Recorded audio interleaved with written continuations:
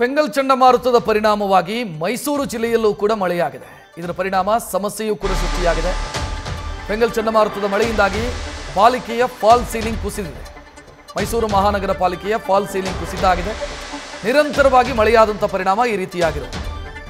ಪಾರಂಪರಿಕ ಕಟ್ಟಡಗಳಲ್ಲಿ ಒಂದಾಗಿರುವಂತಹ ಮಹಾನಗರ ಪಾಲಿಕೆಯ ಕಟ್ಟಡ ನಾಲ್ವಡಿ ಕೃಷ್ಣರಾಜ ಒಡೆಯರ್ ಸಭಾಂಗಣದ ಫಾಲ್ ಸೀಲಿಂಗ್ ಕುಸಿತ ಆಗಿದೆ. ಮಳೆ ನೀರು ಸುರಿದು ಹಾಳಾಗಿದೆ. ಕಡತಗಳು ಕೂಡ ಸಭಾಂಗಣದಲ್ಲಿ ದಿಕ್ಕಾಪಾಲಾಗಿ ಬಿದ್ದಿದ್ದಾವೆ. ಪೀಠೋಪಕರಣಗಳು ಅಧಿಕಾರಿಗಳ ನಿರ್ಲಕ್ಷ್ಯಕ್ಕೆ ಪಾಳು ಕಟ್ಟಡದಂತಾಗಿದೆ ಹಳೆ ಕೌನ್ಸಿಲ್ ಸಭಾಂಗಣ. ಮೇಲ್ಛಾವಣಿಯಿಂದ ಇನ್ನೂ ಕೂಡ ಮಳೆಯ ನೀರು ಸೋರ್ತಾನೇ ಇದೆ. ಕಾರಿಡಾರ್ನಲ್ಲಿ ನೀರು ಹಿಡಿಯೋದಕ್ಕೆ ಬಕೆಟ್ ಇಟ್ಟಿದ್ದಾರೆ ಪಾಲಿಕೆಯ ಸಿಬ್ಬಂದಿ.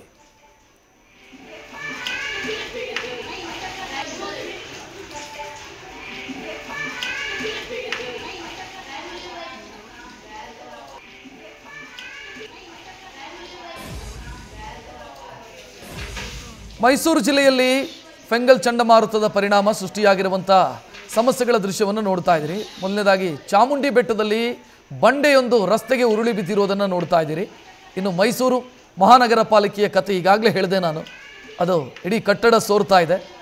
ಅಲ್ಲಿದ್ದಂಥ ಡಾಕ್ಯುಮೆಂಟ್ಸ್ ಏನಿದ್ದಾವೆ, ದಾಖಲೆಗಳು, ಅದು ಎಲ್ಲವೂ ಕೂಡ ಹಾಳಾಗಿದೆ. ಇನ್ನು ಮರವೊಂದು ಉರುಳಿ ಬಿದ್ದಿದೆ, ಧರೆಗುರುಳಿದೆ.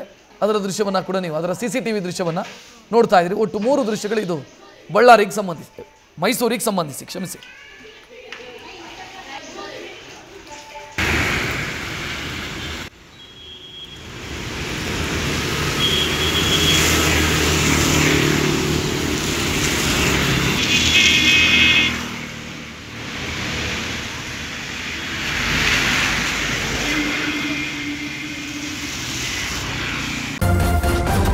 ನ್ಯೂಸ್ ಫಸ್ಟ್, ನಿರ್ಭೀತಿಯಿಂದ ನಿಮ್ಮ ಪರವಾಗಿ.